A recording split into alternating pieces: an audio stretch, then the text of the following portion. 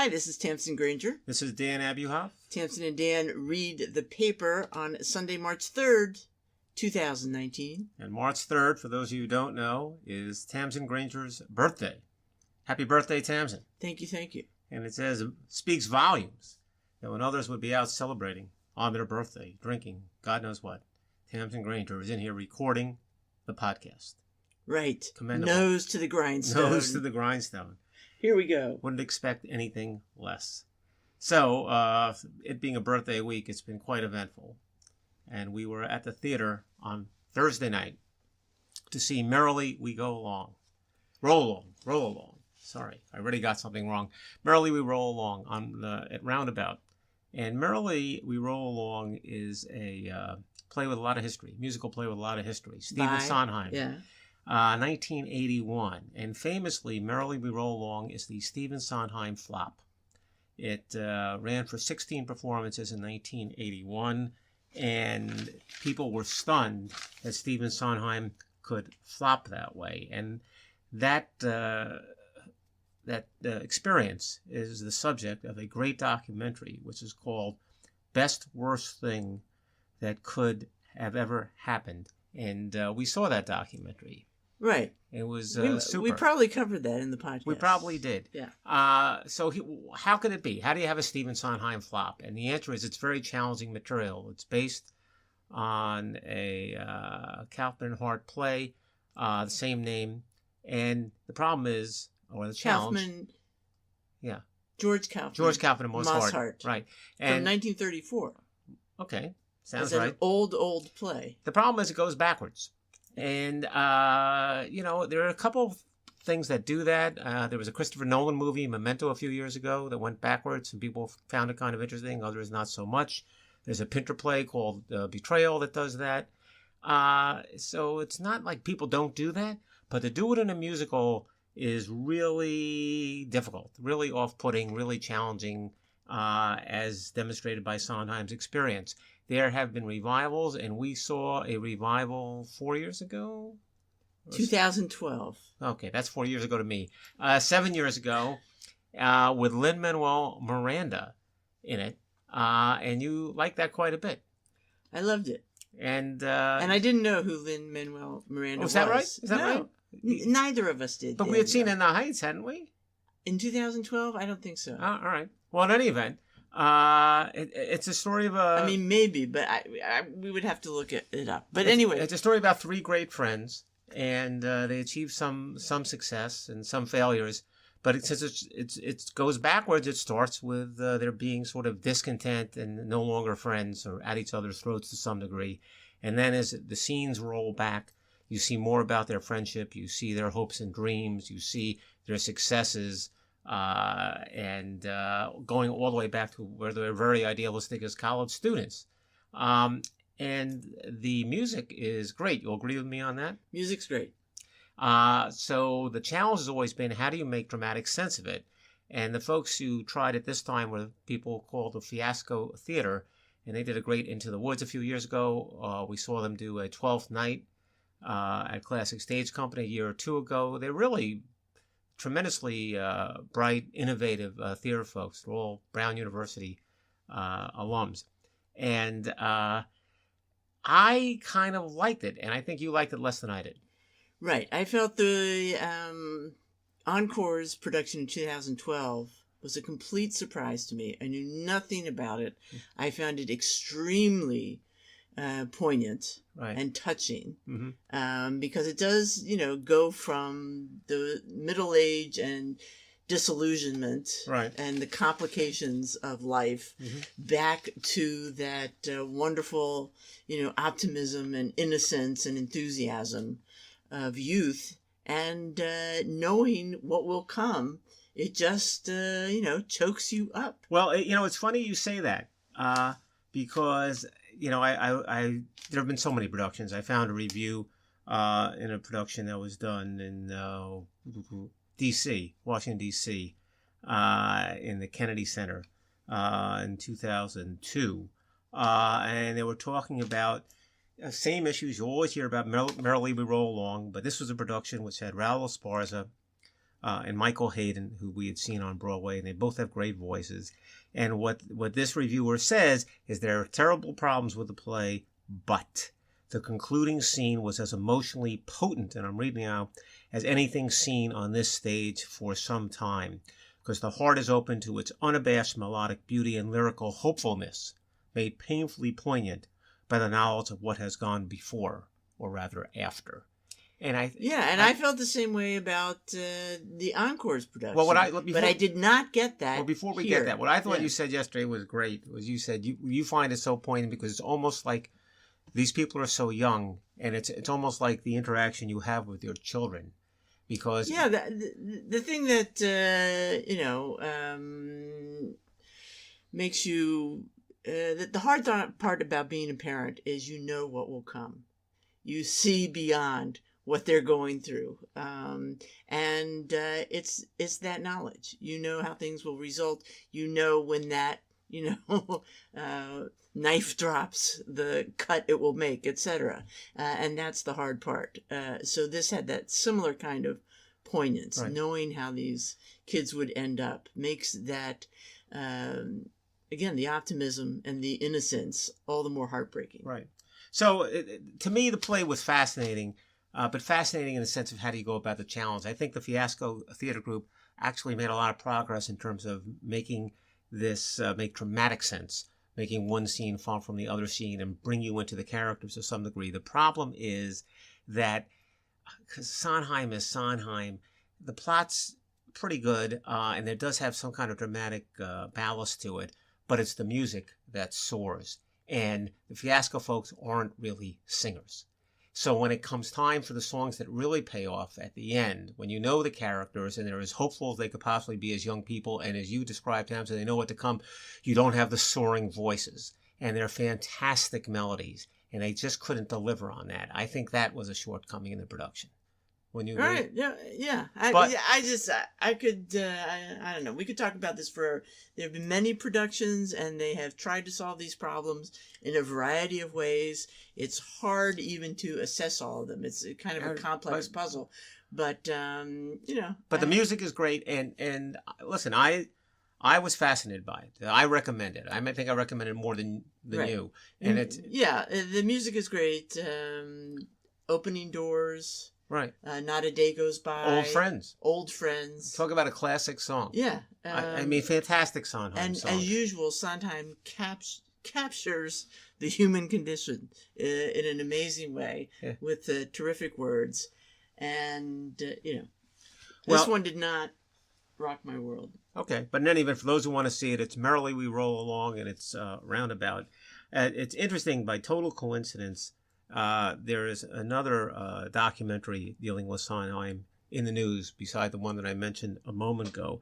There was a documentary done by D.A. Pennebaker, who was a great documentary maker in the 70s, in 1970, called Original Cast Album Company, which was a documentary of the making of the original cast album for Company. Okay. And I've never gotten my hands on it. I'd love to see it. People talk about it. It's supposed to be fascinating, but I haven't seen it.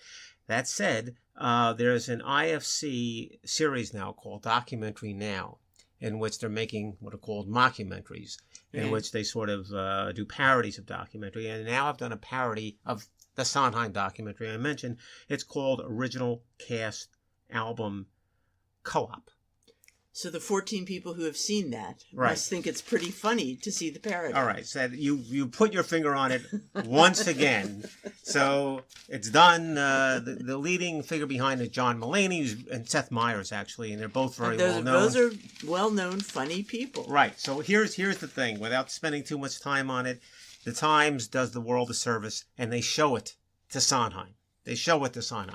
And the mockumentary. The mockumentary. And then they go back. The reporter for the Times goes back to talk to Mulaney and the Meyers, to report to them what Sondheim had to say. And they're dying to know, because they're huge Sondheim fans. Right? And they asked Sondheim, first of all, what do you think of the real documentary years ago? Did that capture things? He said, absolutely. That was perfect. So what do you think it was this one? But by this one, and this is the quote from Sondheim, quote, I thought it was very funny, but I was with some people, and the people who had never seen the actual documentary not only didn't get it, but didn't think it was fun. Do they get that problem? So, I don't know what to recommend there. I'm not recommending that necessarily, but if anybody gets their hands on Original Cast Album Company, send a copy to us. I'd really like to see it. Now, there was one other thing in Broadway, which is kind of an odd story, but since it involves the combination of legal and Broadway, it's irresistible to everybody, including you, I'm sure. And to at least 50% of the people in the room. To Kill a Mockingbird is now the subject, again, of lawsuits, as it was once before. This is like, a lawyer's dream come true. A lawyer's dream come true. Not exactly, but close. And why is that? It's because To Kill a Mockingbird's producers are now enforcing contractual clauses to shut down local productions of a different version of To Kill a Mockingbird that had been written years ago. It was written by a fellow named Christopher Sergel. It's not terribly sophisticated, perhaps, but it's been performed by community theaters for years and years. So this is something probably based on the screenplay screenplay of the movie, or the based book? On the book. Based on the book, and it was serviceable. It was done some 50 years ago or something like that. And apparently it's not too demanding, and people have been putting on this play. It's not considered great literature, but it attracts people. Enjoy it. People enjoy it. So there was continued to be enjoyed until just about 2 or 3 weeks ago, when the Rudin Production Company, which runs To Kill a Mockingbird on Broadway, which has paid for the rights, sent out letters shutting these productions down. Cease and desist. Cease and desist. That's very good. That's very legal, Tamsen. That's it's very like good. I'm married to a lawyer. It's almost as if you're married to a lawyer. And the deal is that the contractual terms, without going into great detail, prohibit folks from using this lesser production anywhere near a substantial city, including Buffalo would reach that level. And why? If there ever is a first-class New York production of a new adaptation of the book To Kill a Mockingbird, well, guess what happened? We have that now, and now they're saying we're enforcing this clause. Why do they want it not to go on in Buffalo? Because there's going to be a touring company, and they're going to take this new production and take it on tour, and they feel that it would be somehow diluted, the appeal of the new production, if in fact people have recently seen this competing lesser production, which I question. So if people have already seen the version by Buffalo Community Players, exactly, they don't want to shell out for the Aaron Sorkin version. $79. Right. So, it's a sad story. I won't go into details, but there are 4 or 5 or 6 different instances that they give of small cities and small productions where they spent $6,000 for the rights and they sold 8,000 of tickets, and they have people who are going to perform, from a 9-year-old playing Scout to a 93-year-old doing the narration, and they're ready to set go, and it's about to start on March 8th, and they get a letter, cease and desist, as you like to say, Tamsen, and they're shutting down. And why are they shutting down? In part, it's not entirely because they know they have no rights. It's because they can't afford to fight for their rights. Yeah. Because they can't afford to litigate. And as a result, they are out of business. That's the end of the game. And there is a quote here, which is kind of poignant at the very end of the article in the Times, by this is a woman named Anne Cullimore Decker, who's 83-year-old, an actress and a local legend in the small town that she was going to be the narrator. She said, "It was a shock. There's more than a little irony in it, since To Kill a Mockingbird is about a trial against an innocent man." Well, they're never going to have their trial. It is kind of silly, particularly since when you think about the original lawsuit, was that arguably it wasn't based on the book at all. Because Harper Lee's estate jumped in and said, no, this deviates too much from the book. What are you doing? And they settled that lawsuit. Clearly what they need is a civic-minded, generous, expert litigator to come in and save the day. For this, you know what I should do? Aren't you part-time now? And to dress like Gregory Peck and to get in front of all these juries and turn the tide. All right, we'll talk about that. We'll think about that later. So there you go. That's kind of a sad turn of events. So there was a long article in the Times Magazine about a guy who, believe it or not, has the ability to find Rembrandts where no one thought they existed. Is that a fair summary, Tamsen? Yes, called Rembrandt in the Blood by Russell Shorto. And it's about Jan Six the 11th. And he is a gallery owner, dealer in old Dutch master paintings, which are not such the rage anymore. Apparently, mostly octogenarians are still collecting that kind of thing. You can still, get millions, hundreds of millions of dollars for a Rembrandt or other Dutch masters, big names. Yeah. But in general, not so much allure, which is too bad. Anyway, Jan Six actually grew up with Rembrandt. His ancient ancestor, Jan Six the First, was actually had his portrait done by Rembrandt.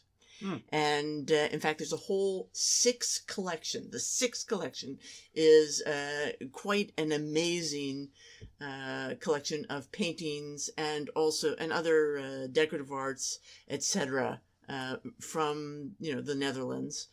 And it's now a foundation, but his family still cares for it. But anyway, he grew up with just breathing Rembrandt, literally. And so recently, on a random cold, rainy day when nothing big was happening, he's thumbing through a Christie's catalog and he sees a picture that knocks his socks off, and he realizes it's not a by the followers of Rembrandt, but it is probably by Rembrandt. He tells us by looking at a catalog. Yes. A catalog photo. Yes. Wow. But this is how he does it. The lace collar. Okay. So a particular type of lace collar was in style for a couple of years in the 1630s. Yeah. Okay. When Rembrandt is not yet a big name. Mm-hmm. Okay. So, once those lace collars go out of style, they're not in any portraits. Nobody's doing pictures with those lace collars in them. So the catalog says by followers of Rembrandt. In 1633, there are no followers of Rembrandt. Right. Okay. He's no one to follow. All right. Okay. So he is kind of figuring this out, and he uses other clues too. Yeah. And he actually, he looks at it. He talks to some people. He flies to England, looks at it. When nobody's looking, he takes some pictures. He examines it even more carefully, because after all, you don't want anyone to know you're interested. Okay. The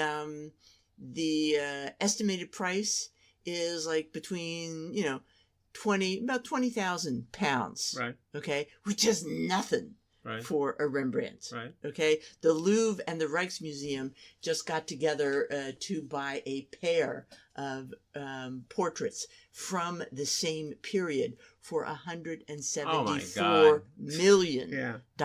Yeah. Okay. So he keeps it on the quiet, on the QT. He finds an investor. Once he's got a certain amount of what he feels is corroboration, he finds an investor who's willing to go up to at least $4 million. They snag it at $173,000.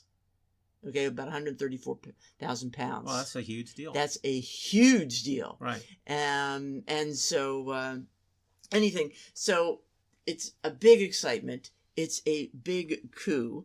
And, of course, it results in all kinds of other intrigue and scandals. It's like whenever you have a lottery ticket. Dealers, Yeah, right. Double, what do you call it? Double, cheating on each other. Oh, double crossing. Double crossing. Yeah. Et cetera. And, it's really quite a story. But then, of course, it comes out that he's actually found another undiscovered Rembrandt. Jeez. So it's quite a good article by Russell Shorto. It tells some interesting other things about Rembrandt paintings and Jan Six. Jan Six's father, so it's the Jan Six the 11th, is the dealer who's making these discoveries. Jan Six 10th is currently the sort of the caretaker of the collection. And he's very old school. I mean, he's got this huge responsibility for this amazing collection, and he's pretty serious about it.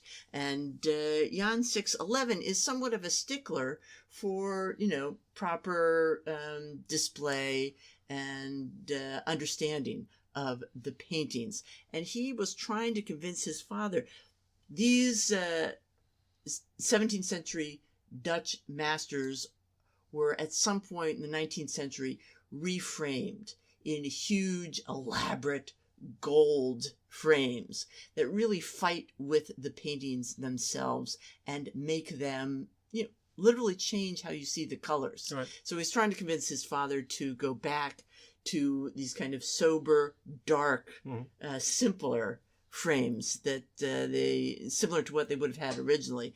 And Dad wouldn't go for it. And they had a big fight.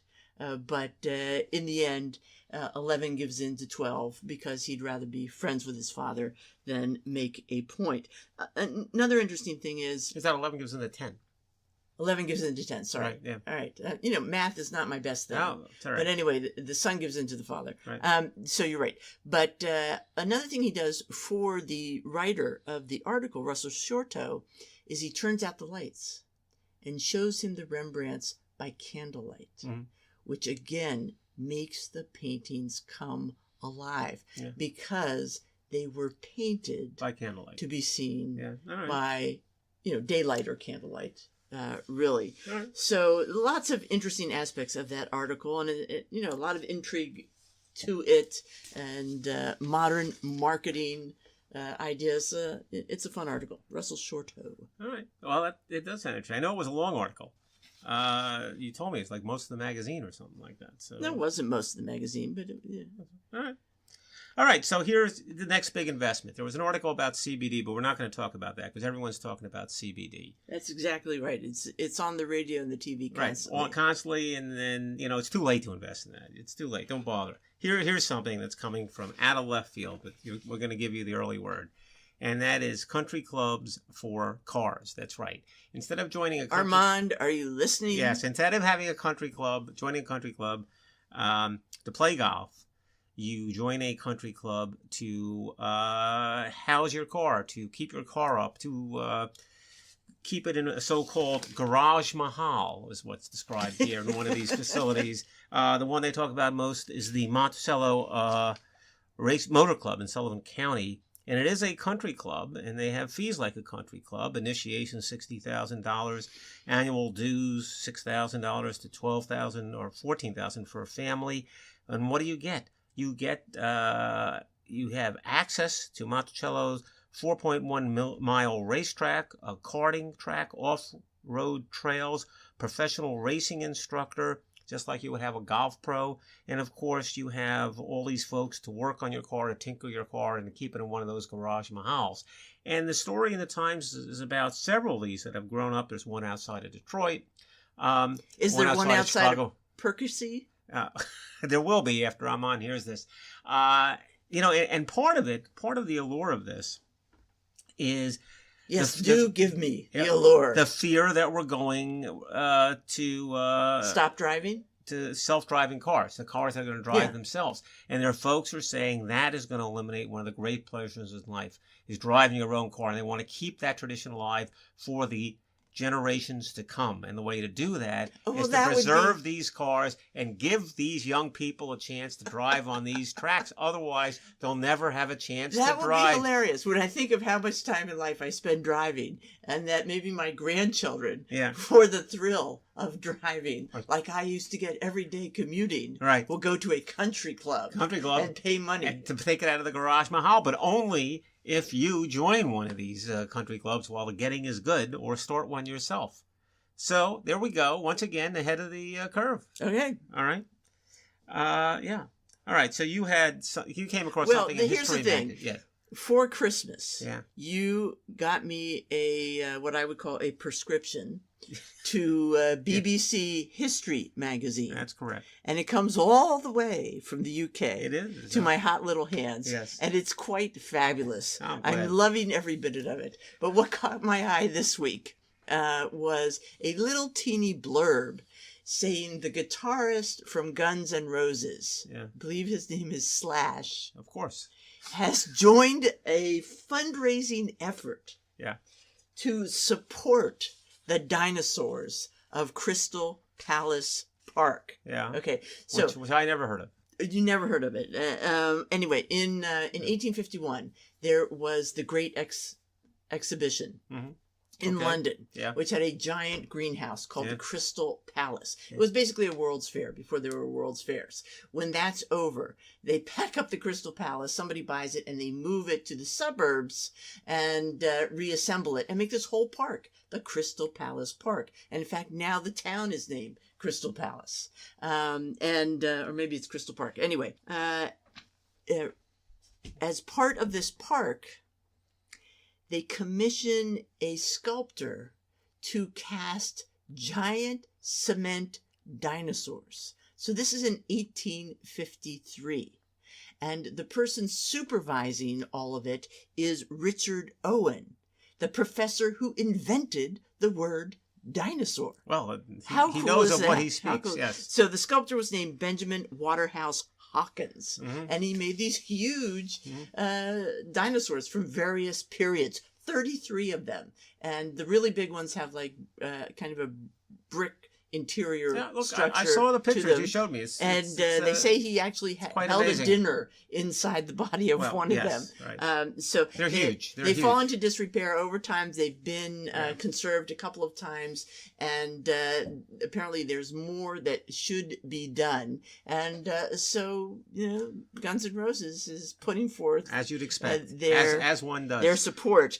What's also interesting is that Hawkins came to New York Yeah. to do a that's similar right. thing Right. in Central Park, but it became some kind of political issue, and Boss Tweed's guys, his henchmen, actually vandalized and destroyed Oh, that's terrible. the dinosaurs that were being That's made. Sad. And so, and one result is that Hawkins ends up coming out to Princeton and doing some dinosaur murals. paintings for Princeton. We'll track those down. We haven't found them Yeah, yet. we got to see Although those. I should But say, anyway, the pictures of these giant, almost 200-year-old dinosaurs are pretty and this cool is, looking. and the park is the Crystal Palace Park. Crystal Palace Park. So, and it actually, right around the time it is created, trains are created, becoming more sophisticated and faster, etc. And so it does get a lot of, maintains popularity. But they look pretty cool. But I should say, too, apropos of what you said at the outset, UK magazines, look into that. I got this magazine for you, Tamsen, the History magazine, which seemed much more interesting than any American magazine on that subject.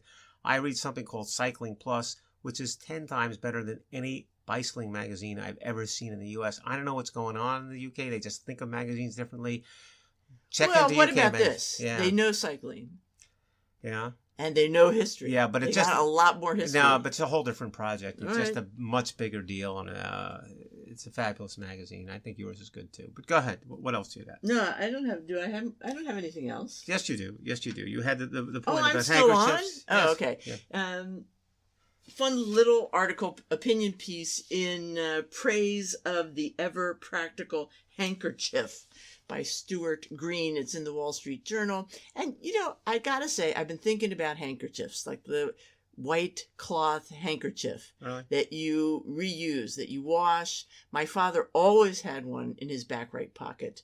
And Stuart Green, his father did too. And he has one. And he says they are very useful. They don't end up in landfills or sewers or require the cutting down of trees. They're way better than tissues for wiping a sweaty brow. You can use them to dry off a park bench or a seat at a ballpark after it rains. They can serve as a tourniquet. Yeah. If you cut your finger while cooking. Yeah. They're perfect for cleaning your glasses, and you can use them as a head covering. Well, the other thing too is there's something about the man has the handkerchief for the woman. I mean, isn't that part of the drill here? Yes, although he talks about he can't convince his sons to use an actual handkerchief. They think that's gross. Right. But he has persuaded his wife so much so that she indicated she would like to have her own. And he gave her some nice little lacy ones for Valentine's Day. And this seems to have been a hit. Next year. But it has an appeal, doesn't it? I mean, I can see the gross aspect to it. You never know what happens once you use them, you know? It's kind of, you know. Yeah, we'd have to get back to handkerchief etiquette, you know, only offering one if it's clean. Right. But, but people don't, it was a nice tradition. And you see that in the movies all the time. The woman's crying, something gets dirty, something gets smudged. And the gentleman comes and offers her a clean hanky. Yeah. And then just, you know, the Wall Street Journal, you know, has cute little stuff, interesting stuff. Sometimes the food stuff is just 9 out of 10 times stupid. Right. I don't know what planet they're living on. I think all these people just go out to eat. The cooking stuff is just beyond them. Their headline today for an article called Slow Food Fast is a proper English roast in half an hour. Quick roasting quail makes a delicious meal any night of the week. Oh. All right. This is in the Wall Street Journal, guys. It's not in BBC history. Right. Okay. Who makes quail? Who eats quail? Who sells quail? Where would you even buy quail? Yeah, I know. You go to the shop right and get quail? You get, you send. I don't even think you can go to Whole Foods and get quail. You send your man out and he gets you quail. You say your but man. Who wants to eat that little? We'd like quail tonight. That little delicate thing. That's not your problem. It's the people downstairs. It's an upstairs downstairs. Fast. It cooks fast. It's Please, it's Wall the solution. Street Journal. You know. I'm telling you, if wake you have up and smell the roses. You have to have a staff. If you have a staff, you get quail. What can I tell you? I do not get it. Yeah. Well, it's the you need a staff. Okay. So the last story is kind of a throwback in some ways and modern at the same time, and it has to do with the. I think this is a very interesting story. I spotted this myself. Oh well, then it's legit. It's a story about Duke's star quarterback whose name is Daniel Jones. Daniel Jones is going to be drafted in the first round of the NFL draft coming up. He's arguably going to be a star quarterback in the NFL. He almost went to Princeton, you know. He did almost go to Princeton, and then he thought better of it.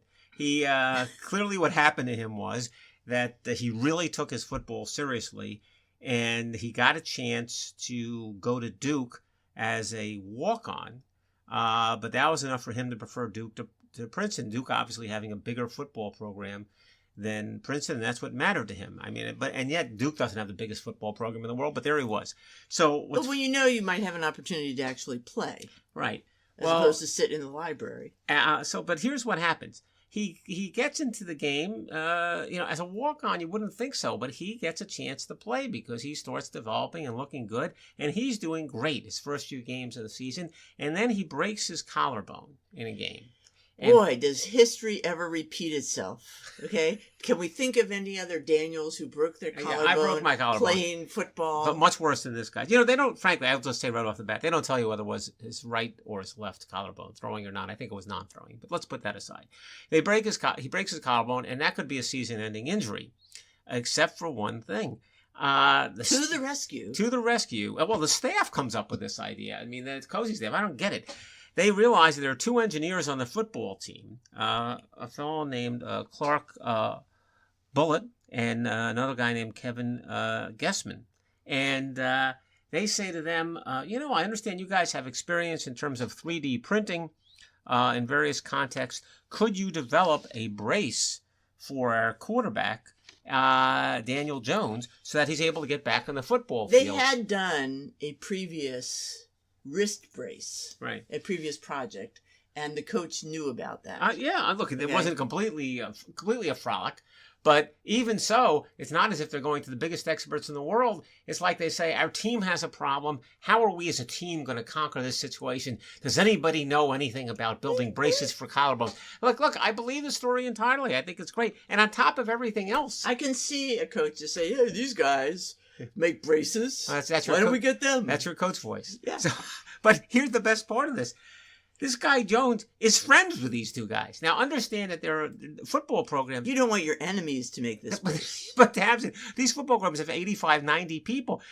Because Jones had such modest beginnings because he was a walk-on, and these two guys were walk-ons. They were buddies. They lived down the hall from each other at the beginning. Any one of them could have become a star or not a star. Jones became a star. These guys became the 3D printer guys. I'm happy for all of them. Well, just to give the obvious answer to the conclusion of the story, sure enough, they make a great brace. It gets him back on the field. They make it in 2 weeks. Yeah. And then he's back in business, and he has a great season. He's a star of the Senior Bowl. There's a quote from your favorite announcer, John Gruden, who says Daniel Jones is a huge upside. As I said, he's going to be a first-round draft choice, and it's all because his engineer buddies on the football team were able to get him back on the field.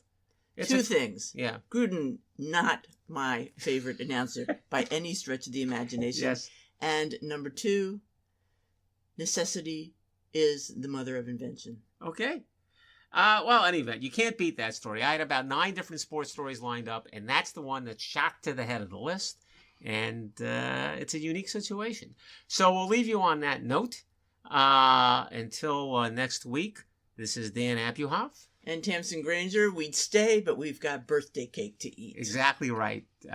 See you later for Tamsen and Dan Read the Paper.